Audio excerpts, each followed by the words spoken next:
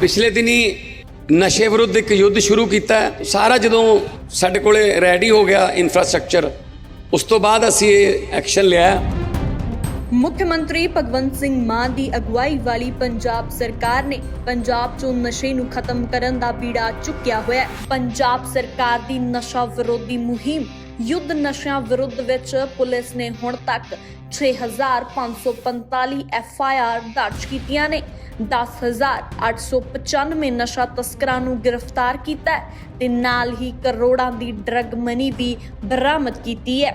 वो पूरे पंजाब दे विच घर घर ਜਿਹੜੇ ਇਲਾਕਿਆਂ ਦਾ ਪਤਾ ਸੀ ਕਿ ਇੱਥੇ ਨਸ਼ਾ ਵਿਕਦਾ ਹੈ, ਉੱਥੇ ਤਲਾਸ਼ੀਆਂ ਲੈ ਕੇ ਅਭਿਆਨ ਸ਼ੁਰੂ ਕਰ ਰਿਹਾ ਸੀ ਔਰ ਪੂਰੇ ਮੀਡੀਆ 'ਚ ਪੂਰੇ ਦੇਸ਼ ਦੇ ਵਿੱਚ ਇਹ ਗੱਲ ਚੱਲੀ ਹੈ। ਜੇ ਪੰਜਾਬ ਪੁਲਿਸ ਆਪਣੀ ਆਈ ਤੇ ਆ ਜੇ ਤਾਂ ਕੋਈ ਐਸੀ ਅਲਾਮਤ ਨਹੀਂ ਹੈਗੀ, ਕੋਈ ਐਸਾ ਜੁਰਮ ਨਹੀਂ ਹੈਗਾ ਜਿਹਨੂੰ ਖਤਮ ਨਾ ਕਰ ਸਕੇ।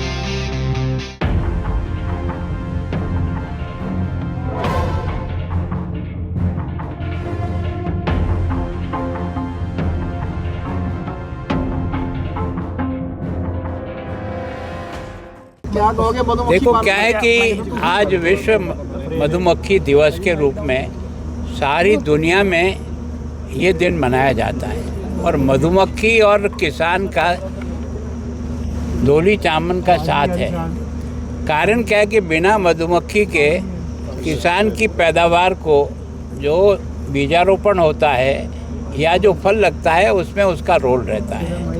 और मधुमक्खी जो है ना वो प्रकृति से ही जो प्राप्त करती है उसको वापस अपने को मधु के रूप में वो वापस देती है।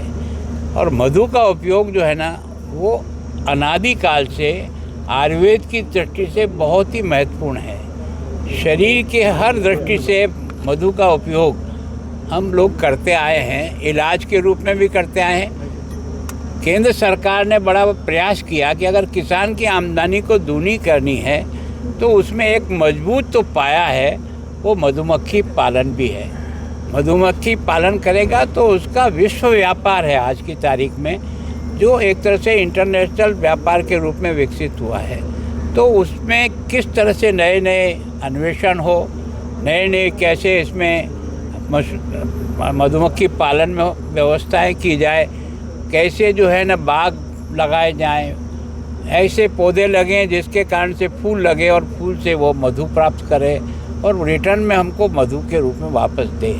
तो मैं सोचता हूँ ये जो विशेष करके पंजाब के इस किसान डेवलपमेंट चैम्बर ने इस आयोजन का जो किया है उसका एक विशेष महत्व है कि किसान अपने जीवन के खेती के साथ इसको अपनाकर अपनी आमदनी को बढ़ाए और सारे देश की आवश्यकता की पूर्ति करने के लिए स्वयं सक्षम। लुधियाना की PIU का क्या रोल है इसमें सर मधुमक्खी पालन? देखो मैं सोचता हूँ वही ज़्यादा एक्सपर्ट है, उन्होंने कई वर्षों से इस बारे में काम किया है और तरह तरह की कई जो है ना मधुमक्खियों की जो वैरायटी होती है उसको डेवलप किया है।